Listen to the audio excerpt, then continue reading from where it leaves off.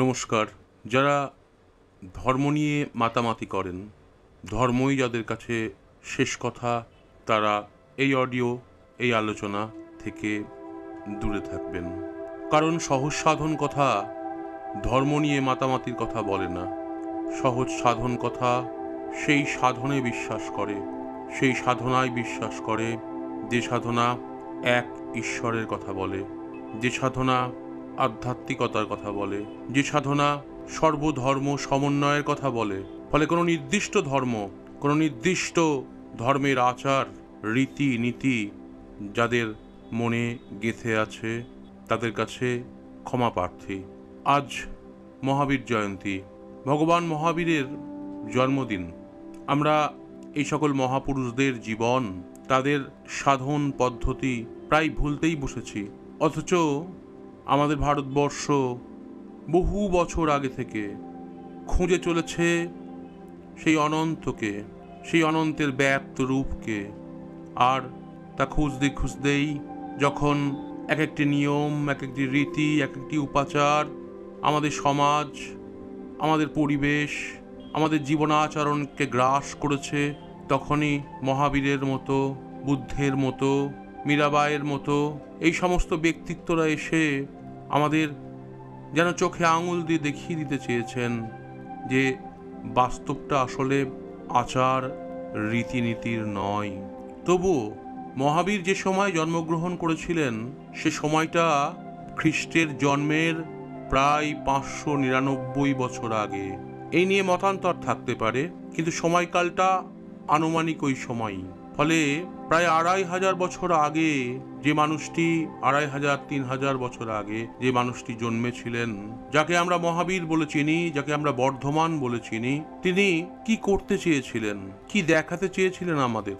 আজ জৈন ধর্মের মানুষজনদের কাছে উৎসব, কারণ তাদের অন্যতম তীর্থঙ্কর মহাবীরের জন্মদিন। কিন্তু আমরা যারা আধ্যাত্মিক জীবন চর্চা করি, আধ্যাত্মিক জীবনের মধ্যে বসবাস করি বা চেষ্টা করি, তাদের কাছে এই সমস্ত ধর্ম, সমস্ত ধর্মের মহৎ মানুষেরা গুরুত্বপূর্ণ। 2500 বছরেরও আগে বৈশালী প্রজাতন্ত্রের ক্ষত্রিয় কুণ্ডলপুরে রাজা সিদ্ধার্থ ও রানী ত্রিশলার গর্ভে জন্মগ্রহণ করেন মহাবীর। এই কুণ্ডলপুর বিহারের বৈশালী জেলায় অবস্থিত। শৈশবে তার নাম ছিল বর্ধমান। আসলে আমাদের মনে রাখতে হয়, মহাবীর এমন এক যুগে জন্মগ্রহণ করেছিলেন যখন হিংসা, পশুবলি, বর্ণবৈষম্য এগুলো পুরো দমে চলছে। আসলে বৈদিক কাল থেকেই আমরা ভারতীয়রা যে অনন্তের উপাসনার চর্চা করে চলেছি, তার মধ্যে প্রথম থেকেই দুটি ভাগ হয়ে গেছে। আমাদের এই চ্যানেলেরই উপনিষদের বিভিন্ন পার্টগুলো শুনলে আপনি সেই বিভাগগুলো বুঝতে পারবেন। একদিকে কার্যকারণ, ক্রিয়াকলাপ, আর একদিকে উপলব্ধি। উপনিষদ সেই উপলব্ধির কথা বলে। ক্রিয়াকলাপ দিয়ে, রীতিনীতি দিয়ে কখনোই সম্পূর্ণভাবে তাকে পাওয়া যায় না। এটি বারবার প্রমাণ হয়েছে। তবু আমরা বারবার সেই ক্রিয়াকলাপের মধ্যেই ডুবে গেছি। আর সেই ক্রিয়াকলাপ করতে গিয়ে আমাদের সামনে উঠে এসেছে ব্রাহ্মণ্যবাদ, এবং ব্রাহ্মণ্যবাদ মাথাচাড়া দিতেই সমাজের অধিকাংশ শ্রেণী অত্যাচারিত হয়েছে, অশিক্ষা, অজ্ঞানে পূর্ণ থেকেছে। তাদের কাছে জীবনের আর কোনো দিক খোলেনি, শুধুমাত্র জৈবিক দিকগুলো ছাড়া। 30 বছর বয়সে মহাবীর তার জগতের পার্থিব মোহ ত্যাগ করে, রাজকীয় জাঁকজমক ত্যাগ করে আত্মকল্যাণ ও জগৎ কল্যাণের জন্য সন্ন্যাস নিয়েছিলেন। কথিত আছে তিনি 72 বছর বয়সে পাওয়াপুরীতে মোক্ষ লাভ করেন। তার 5টি মূল নীতি ছিল। প্রথমত অহিংসা। তিনি বলেছিলেন প্রতিটি মানুষের জীবন থেকে হিংসা ত্যাগ করা উচিত। এখন প্রশ্ন আসে, এই অহিংসা, এই হিংসা ত্যাগ করা শুধু বাহ্য জীবনে নয়, আমাদের অন্তরতম চেতনার জগতেও। মহাবীর বলেছিলেন সত্যের পথে চলার কথা, বলেছিলেন অপরিগ্রহের কথা, অর্থাৎ প্রয়োজনের চেয়ে বেশি মজুত না করা। বলেছিলেন অস্তেয়কে অনুসরণ করা। অস্তেয় কথার অর্থ সংযম, অস্তেয় কথার অর্থ চুরি না করা। শুধু বস্তুগত জিনিস চুরি করা নয়, অন্যের প্রতি কুদৃষ্টি রাখা, যা খারাপ তাকে এড়িয়ে চলা, সবকিছুই অস্তের মধ্যে পড়ে। আর পঞ্চমতম হচ্ছে ব্রহ্মচর্য। ব্রহ্মচর্য সম্পর্কেও মহাবীরের ভাবনা ছিল যে ব্রহ্মচর্যই হলো শ্রেষ্ঠ তপস্যা, ব্রহ্মচর্যই হলো সমস্ত মায়া ত্যাগ করার এবং নিজেকে শোধিত হওয়ার শ্রেষ্ঠতম প্রক্রিয়া। এখন প্রশ্ন আসে যে 599 খ্রিস্টপূর্বাব্দে জন্মগ্রহণ করা একজন মানুষ, যিনি জৈন ধর্মের পুনর্জাগরণ ঘটিয়েছিলেন, যিনি তার পূর্ববর্তী জৈন তীর্থঙ্করদের মতামতকে পরবর্তীকালে জাগিয়ে তুলেছিলেন, প্রচার করেছিলেন মানুষের মধ্যে, তিনি কিভাবে জীবন কাটিয়েছিলেন? তিনি খুব পবিত্রভাবে জীবনযাপন করতেন। দুঃখ কষ্ট সব স্থির চিত্তে সহ্য করতেন। শুতেন খুব অল্প সময়ের জন্য, কখনো কারোর অনিষ্ট করতেন না। পার্থিব সুখভোগ তিনি ত্যাগ করেছিলেন। 2 বছরের বেশি সময় তিনি ঠান্ডা জলই কখনো পান করেননি। অন্যের পাত্র থেকে কখনো খাদ্য গ্রহণ করেননি। অন্যের পরিধেয় বস্ত্র কখনো গ্রহণ করেননি। কেউ তার সঙ্গে খারাপ ব্যবহার করলেও তিনি রাগ করতেন না, তৃষ্ণা শূন্য হয়ে কষ্ট সহ্য করতেন। শারীরিক কষ্ট দেওয়া, কৃচ্ছ সাধন, এটা ছিল মহাবীরের সাধনার এক বড় অঙ্গ। গৌতম বুদ্ধের থেকে তিনি বড় ছিলেন এবং কথিত আছে 6 বছর, কেউ বলছেন 14 বছর, কেউ বলছেন 16 বছর আগে, গৌতম বুদ্ধের থেকে 16 বছর বা 14 বছর বা 6 বছর আগে তিনি দেহত্যাগ করেন। বুদ্ধ এবং দেবদত্তের মধ্যে যে কলহ ছিল সেটা নাকি মহাবীরের জানা ছিল। বুদ্ধদেব যখন ধর্মপ্রচার করছেন তখন জৈন সম্প্রদায় বেশ শক্তিশালী। যখন মহাবীর ধর্মপ্রচার করছিলেন তখন বৈশালী এবং বাণিজ্য গ্রামে তিনি 4 বর্ষা বাস করেছিলেন।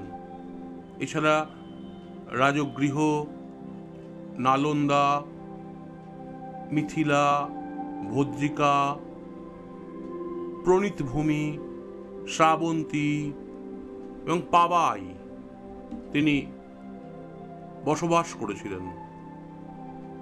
মহাবীর স্ত্রী পুরুষদের মধ্যে কোনো ভেদ রাখতেন না। জৈন ভিক্ষু এবং ভিক্ষুণীদের জন্য কোনো স্বতন্ত্র নিয়ম তিনি করে যাননি। তিনি 2টি শক্তিশালী সংঘ স্থাপন করেছিলেন। প্রসেনজিৎ ছিলেন কোশলের রাজা এবং কাশী ও কোশল রাজের অন্তর্ভুক্ত ছিল। বুদ্ধ এবং মহাবীর উভয়ই উত্তর ভারতের 2টি প্রধান জাতিভুক্ত এবং উভয়ই কর্মবাদী ছিলেন। মহাবীরের মতে একজন ভিক্ষুক সারা জীবন অরণ্যে বাস করবেন, তিনি তার জীবন ধারণের জন্য দাঁড়ে দাঁড়ে ভিক্ষে করে ভিক্ষান্নের উপর জীবিকা নির্বাহ করবেন। তিনি পুরাতন বা জীর্ণ বস্ত্র পরিধান করবেন। তিনি বৃক্ষতলে বাস করবেন। তিনি মাছ মাংস গ্রহণ করবেন না। প্রশ্ন আসে, যে সময় দাঁড়িয়ে মহাবীর এই কথাগুলো বলছেন, সেই সময়ের সাপেক্ষে তার এই বাণী, তার এই প্রচার, তার এই মতাদর্শের গুরুত্ব ছিল, আজও তার গুরুত্ব আছে। কিন্তু সময় পাল্টে যায়, সময়ের স্রোতে স্রোতে পরিস্থিতির বিভিন্ন পরিবর্তনে আমাদেরকে পাল্টে যেতে হয়। আজ সেই কৃচ্ছ সাধন, সেই ভিক্ষুক বেশ, ভিক্ষুরূপে থাকা, এগুলো আজকের যুগে আর ওইভাবে সম্ভব নয়। খ্রিস্টপূর্ব 500 বছর আগে আর 2024 সাল দুটো এক নয়। ফলে মহাবীরের ধর্মমত সেই সময়ের প্রেক্ষিতে আমাদের দেখতে শিখতে হবে। কিন্তু এটা বুঝতে হবে, মহাবীরের মতো একজন মানুষ যিনি দিন রাত ধ্যানে মগ্ন থাকতেন, তিনি অসাধারণ সংযমী ছিলেন, সব রকম দুঃখ কষ্ট অকাতরে সহ্য করতেন। মহাবীরের নির্বাণের প্রায় 900 বছর পর তার এই সমস্ত বাণী গ্রন্থভুক্ত করার জন্য দেবর্ধির সভাপতিত্বে বলভীতে একটা সভা আহ্বান করা হয়েছিল। অর্ধমাগধী ভাষায় লিখিত জৈন আগম কিংবা সিদ্ধান্ত থেকে এই সমস্ত বিষয় জানা যায়। মহাবীর সেকালের চলিত কথায় মানুষের উন্নতির জন্য বহু কথা বলে গেছেন, যার মধ্যে মূল কথাই ছিল কঠোর সৎ প্রচেষ্টা এবং আত্মার শাশ্বত অবস্থা। তিনি সোজাসুজি কোনো ঈশ্বরের কথা বলেননি। তিনি বলেছিলেন চেতনার উন্নতির কথা। নীচ বৃত্তি দূর করতে হলে অন্তরের মধ্যে দরকার প্রেম, দয়া, নম্রতা, অকপটতা এবং চরিত্রের অন্যান্য সদ্গুণের বিকাশ। তাই জৈনদের পবিত্রতা, মহত্ব, সৌন্দর্য ও পরিপূর্ণতার শ্রেষ্ঠ নিদর্শন হল শ্বেতপদ্ম। মহাবীরের মতে 5টি মহাব্রতের দ্বারা আত্মার শান্তিপূর্ণ অবস্থা লাভ করা যায় এবং আত্মার আদি নেই, অন্ত নেই। যতদিন পর্যন্ত তাকে জন্ম মৃত্যু চক্রে আবর্তন করতে হয়, ততদিন পর্যন্তই তার অস্তিত্ব। আকার থাকলে তার চেতনা বা বুদ্ধি শূন্য হয়ে পড়ে। আকারবিহীন হলে তা সমস্ত কর্ম ও বন্ধন থেকে মুক্তি লাভ করে। জীব হত্যা, চৌর্যবৃত্তি, মিথ্যে কথা বলা, ইন্দ্রিয় সুখ, মদ্যপান, এগুলো মহাবীর কঠোরভাবে বর্জন করতে শিখিয়ে গেছেন।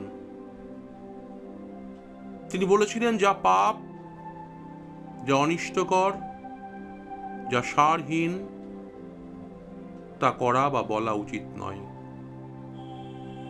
তিনি ক্ষুধা, তৃষ্ণা, শৈত্য, উত্তাপ, নগ্নতা, উচ্ছৃঙ্খল জীবন, ধুলো মাটি, অজ্ঞতা সবকিছুকে জয় করতে বলেছিলেন।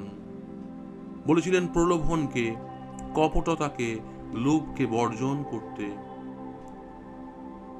চিন্তায়, বাক্যে এবং কর্মে পাপ ত্যাগ করতে বলেছিলেন। আমাদের ভাবতে অবাক লাগে, এত বছর আগে ভারতবর্ষের এরকম একজন মহৎ ব্যক্তিত্বের জন্ম হয়েছিল, যিনি আমাদেরকে শিখিয়ে গিয়েছিলেন জীবন জাগানোর মন্ত্র। তাই মহাবীরকে কেউ কেউ নিগস্ত আত্মপুত্র বলেছেন। নিগস্ত কথা অব্দের অর্থ যার বন্ধন বা পিছুটান নেই। আর জ্ঞাত বা জ্ঞাতপুত্র এর কথার অর্থ হল যার নাম বা বংশের দ্যোতক।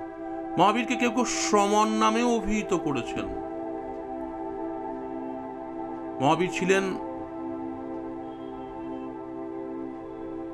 34তম তীর্থঙ্কর, কেউ কেউ তাকে 24তম তীর্থঙ্করও বলছেন।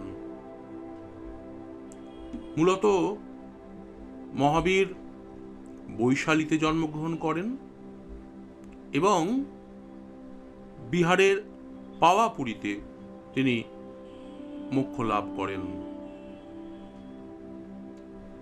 একটা কথা এই প্রসঙ্গে আবার বলা প্রয়োজন যে এই মহান জ্ঞান সাধক মহাবীর এমন সময়ে জন্মেছিলেন যে সময় ভারতের সামাজিক অবস্থা ছিল খুব খারাপ। জাতিভেদ প্রথা তখন চরমে পৌঁছেছিল।